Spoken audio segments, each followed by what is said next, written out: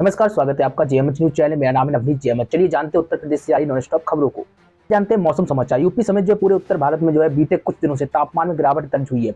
आपको बता दें, बीते दिनों से लगातार जो है तापमान में गिरावट दर्ज होने से ठंड बढ़ने लगी है। रविवार को राज्य में मौसम सामान्य रहने की संभावनाएं जो है व्यक्त की गई, जबकि मौसम विभाग आईएमडी के अनुसार जो है कुछ जगहों पर घना कोहरा छाए रहने की बात कही गई है। बता दें कि हिमालय से जो है ठंड चलने वाली ठंडी हवाओं के कारण अगले कुछ दिनों में ठंड और बढ़ने के आसार है। अब बात कर लेते हैं ग्रामीण इलाकों में जल जीवन मिशन के तहत हर घर नल कनेक्शन देने के मामले में यूपी का शाहजहांपुर देश में अव्वल साबित हुआ है। एक महीने में सबसे अधिक नल कनेक्शन यहां पर दिए गए। वहीं बुलंदशहर, बरेली, मिर्जापुर ने भी बेहतर प्रदर्शन करते हुए सर्वेक्षण की अलग अलग श्रेणियों में स्थान हासिल किए हैं। आपको बता दें, ये चारों जनपद वाटर क्वालिटी, महिलाओं को जाल जांच का प्रशिक्षण देने जैसे विभिन्न जो है मापदंडों पर खरे उतरे हैं। सर्वेक्षण में योजना की प्रगति के आधार पर मिलने वाले अंकों से देश भर में जो है जिलों का चुनाव किया जाता है। जल जीवन सर्वेक्षण 2023 में 5 श्रेणियों में देश भर के जनपदों को चुना जाता है। 4 श्रेणियों में एक माह में 100% नल कनेक्शन वाले जनपदों को फ्रंट रनर में, 75 से 100% नल कनेक्शन करने वाले जनपदों को हाई अचीवर्स और अचीवर्स की श्रेणी में, और 50 से 75% तक नल कनेक्शन प्रदान करने वाले जनपदों को परफॉर्मेंस की श्रेणी व 0 से 25% नल कनेक्शन देने वाले जनपदों को एस्पिरेंट श्रेणी में शामिल किया जाता है। जो मानक था वो हमने आपको बताया। अब बात कर लेते हैं उपचुनाव व निकाय चुनाव के दौरान कड़ी सुरक्षा व्यवस्था के मद्देनजर पुलिस अधिकारियों व कर्मचारियों की छुट्टियों को रोक लगा दी गई है। डीजीपी आपको बता दें डीएस चौहान ने इसका निर्देश जारी किया है और कहा है कि केवल अपरिहार्य स्थिति में ही जो है वरिष्ठ अधिकारियों के स्तर से ही किसी को अवकाश प्रदान किया जाएगा। आपको बता दें, इससे पूर्व दीपावली के त्योहार के दौरान भी पुलिस अधिकारियों और कर्मचारियों की छुट्टी लेने पर रोक लगा दी गई थी। आपको बता दें, उपचुनाव व निकाय चुनाव को देखते हुए ये छुट्टियां रद्द की गई हैं। एडीजी प्रशांत कुमार ने भी कहा है कि आगामी लोकसभा, विधानसभा उपचुनाव और नगरीय निकाय चुनाव को दृष्टिगत रखते हुए सभी प्रकार के पुलिस कर्मचारियों के अवकाश तत्काल प्रभाव से निर्वाचन प्रक्रिया पूर्ण होने तक जो है रोके जाते हैं। इसी के साथ ही विशेष मामलों में जरूरत के अनुसार अवकाश स्वीकृत किया जा सकता है।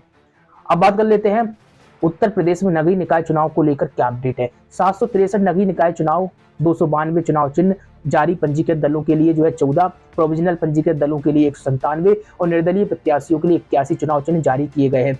राज्य निर्वाचन आयोग नगरीय निकाय चुनाव की तैयारियों में जुटा हुआ है। इस बार 763 नगरीय निकायों के चुनाव होने हैं। इनमें 17 नगर निगम, 200 नगर पालिका परिषद और 546 नगर पंचायतें सम्मिलित हैं। वर्ष 2017 में 652 नगरीय निकायों में चुनाव हुए थे।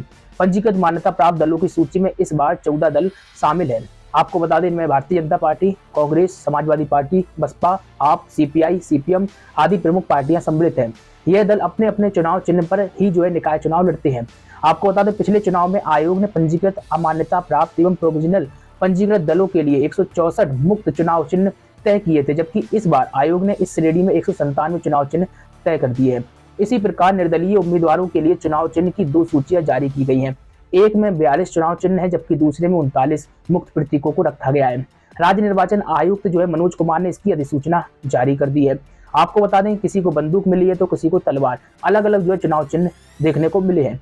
अब बात कर लेते हैं 1 ट्रिलियन यानी कि 1 लाख करोड़ डॉलर की अर्थव्यवस्था बनाने का लक्ष्य साधने में जुटी योगी सरकार जो है सूक्ष्म, लघु और मध्यम उद्योगों से खास उम्मीदें लगाए हुए बैठी हुई है। यही वजह है कि प्रदेश सरकार की नई एमएसएमई नीति में छोटे उद्यमियों को साथ लेकर प्रदेश को आगे बढ़ाने की कोशिशें की जा रही हैं। 25% तक जो है कैपिटल सब्सिडी दिए जाने की बात कही गई।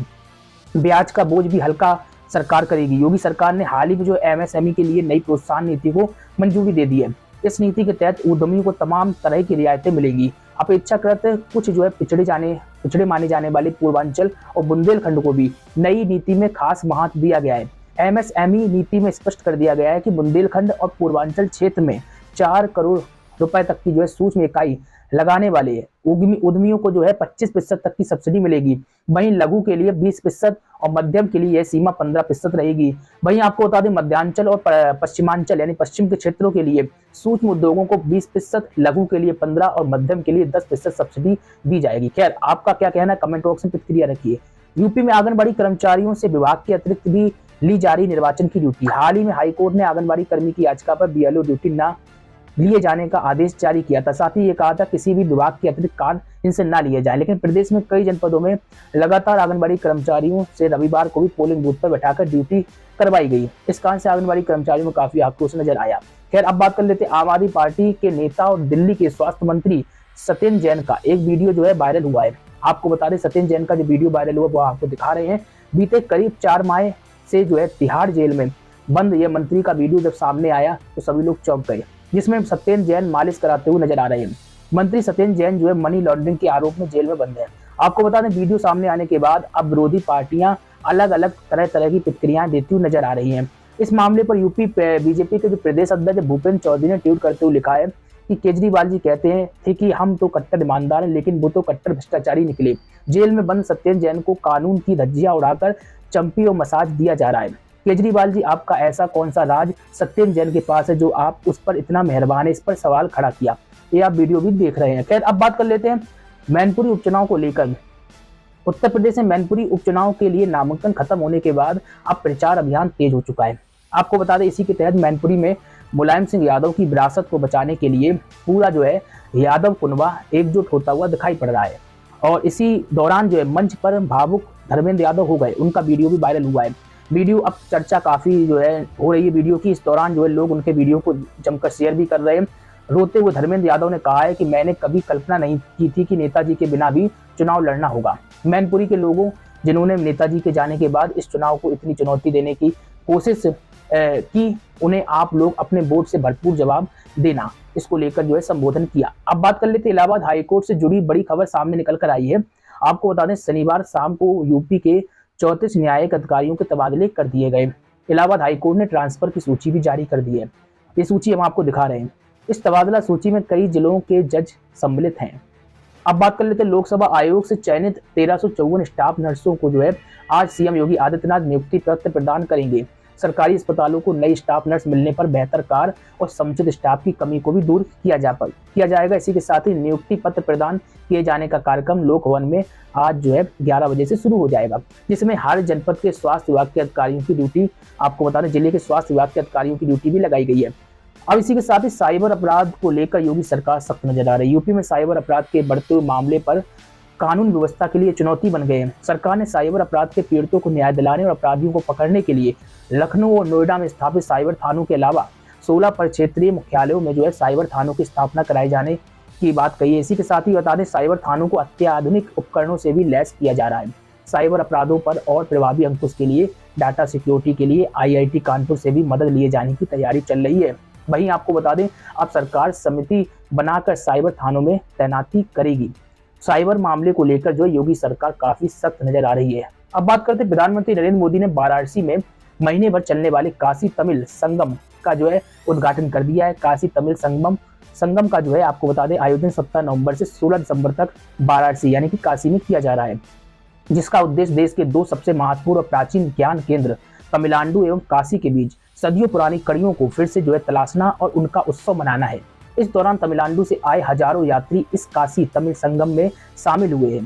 प्रधानमंत्री मोदी ने इस मौके पर संबोधित करते हुए कहा है कि काशी और तमिलनाडु दोनों शिवमय हैं, दोनों शक्तिमय हैं। एक स्वयं में काशी है तो तमिलनाडु में दक्षिण काशी है। काशी काची के रूप में दोनों की सप्तपुरियों में अपनी महत्ता है। काशी और तमिलनाडु दोनों शिवमय हैं, दोनों शक्तिमय हैं। एक स्वयं में काशी है तो तमिलनाडु में दक्षिण काशी है। काशी कांची के रूप में दोनों की सप्तपुरियों में अपनी महत्ता है। अब बात कर लेते हैं उत्तर प्रदेश के नोएडा जनपद से खबर आ रही है। दरअसल मुस्लिम समाज ने उलेमाओं ने जो एक बड़ा फैसला किया है। मुस्लिम समाज के उलेमाओं ने फैसला किया है कि भाई शादी में डीजे बजने और डीजे बजाने के साथ ही आतिशबाजी करने वालों का बहिष्कार किया जाएगा।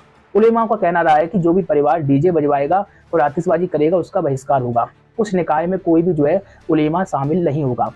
आपको बता दें, नोएडा में उलेमाओं ने कहा है कि जिस शादी में डीजे बजेगा और आतिशबाजी होगी ना कोई उसमें शामिल होगा, चाहे गाड़ी में बजे या फिर कहीं पर भी। जिस शादी में डीजे बजेंगे तो हम ना ही उसकी दावत में शामिल होंगे और ना ही उनकी जो है शादी में शामिल होंगे, बल्कि डीजे बजाने वालों की पहचान करके उनके जनाजे में भी शामिल नहीं होंगे। इसके लिए हम सब जो है तैयार है। खैर, लगातार बने रहिए, खबरों को पढ़ना चाहते हैं JMHnews.in पर विजिट कर खबरें आप पढ़ सकते हैं। चैनल को सब्सक्राइब नहीं किया तो करिए, लाइक और शेयर करना मत भूलिए। नमस्कार।